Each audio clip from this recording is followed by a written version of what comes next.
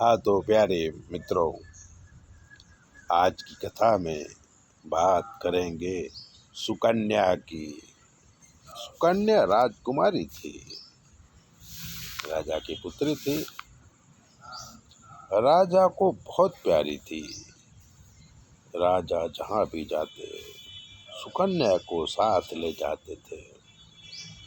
एक बार राजा सुकन्या और सुकन्या की सखियाँ जंगल में घूमने गई। राजा एक वृक्ष के नीचे तंबू तान के बैठे और सुकन्या अपनी सखियों के साथ जंगल में घूमने निकली। पशु पंखियों की आवाज़ और उन्हें छेड़ना सुकन्या को बहुत अच्छा लगता था। पेड़ पर चढ़ना, पेड़ से कूदना आदि सखियों के साथ मिलकर के सुकन्या खेल रही थी। तभी सुकन्या की नज़र एक मिट्टी के ढेर के पास पड़ी। उन्होंने देखा कि दो तारे चमकते हुए। सुकन्या को आश्चर्य हुआ। उसने देखा, उसको कौतुक हुआ और कौतुक बस उसने उन सितारों में बबूल के कांटे घुसा दिए।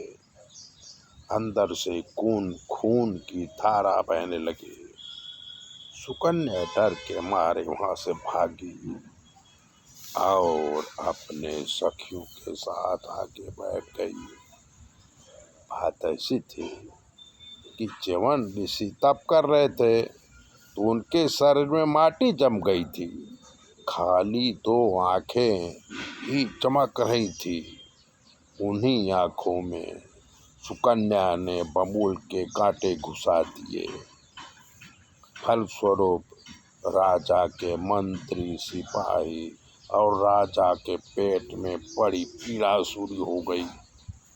राजा ने कहा कि जरूर किसी ने च्यवन ऋषि का अपराध किया है और इसी वजह से सबके पेट में पीड़ा हो रही है। राजा च्यवन ऋषि को ढूंढते हुए उनके पास आए और सबको पूछने लगे कि ये अपराध किसने किया। तो सुकन्या बोली कि मैं भूल से ये कार्य किया है, आप जो चाहो सजा दे दो।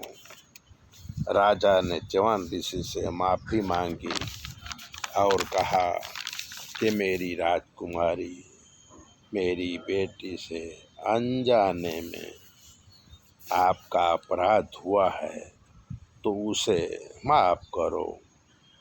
च्यवन ऋषि बोले कि मैं अंधा हो गया हूँ, साथ में वृद्ध भी हूँ।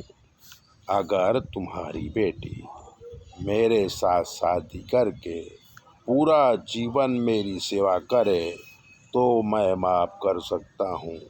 राजा दुखी होकर सोचने लगे कि बूढ़े आदमी से मैं अपनी बेटी की शादी कैसे कर सकता हूँ, और अगर नहीं किया तो ऋषि मुझे श्राप दे देंगे। तब सुकन्या बोली कि पिताजी, आप चिंता ना करें, मैंने अपराध किया है तो जीवन भर ऋषि की सेवा करके प्रायश्चित करूंगी। राजा सुकन्या और च्यवन ऋषि की शादी करवा के राज्य में वापिस आ गए। सुकन्या च्यवन ऋषि की सेवा करने लगी।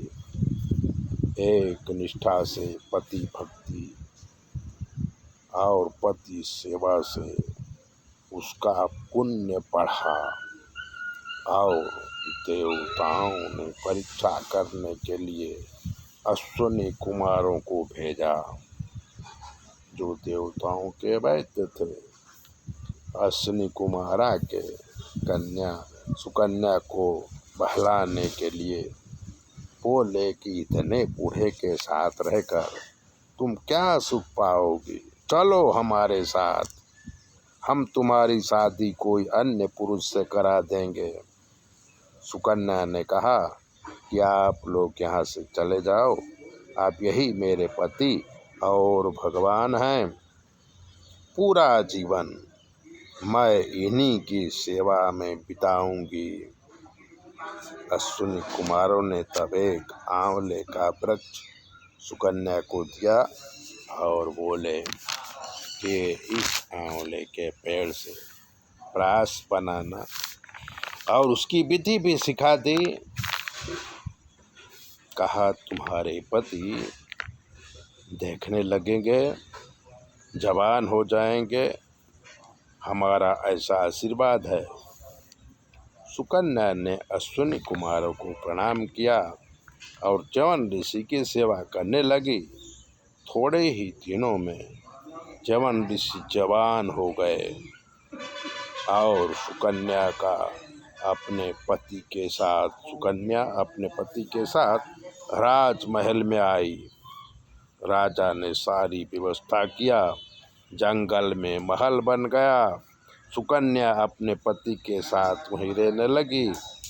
तो हमारे भारत में स्त्रियां इतनी महान हुई हैं और ज्ञानी विज्ञानी हुई हैं कि बूढ़े पति को भी जवान कर देती थी। तब से ही च्यवनप्राश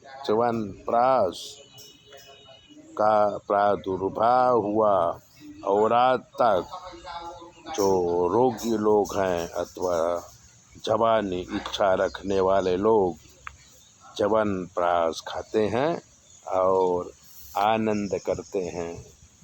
तो ये है च्यवन ऋषि और सुकन्या की कथा, जो हमें सारे बच्चों को सुनानी चाहिए। हमारा काम ज्योतिष का है। अगर आप ज्योतिष दिखाना चाहते हैं तो 9825200108 पर फ़ोन करिए। हम आपको बताएंगे क्या आपके जीवन में क्या कमी है और आपको क्या करना चाहिए। चैनल देखिए, शेयर कीजिए, सब्सक्राइबर तो ज़रूर कीजिए।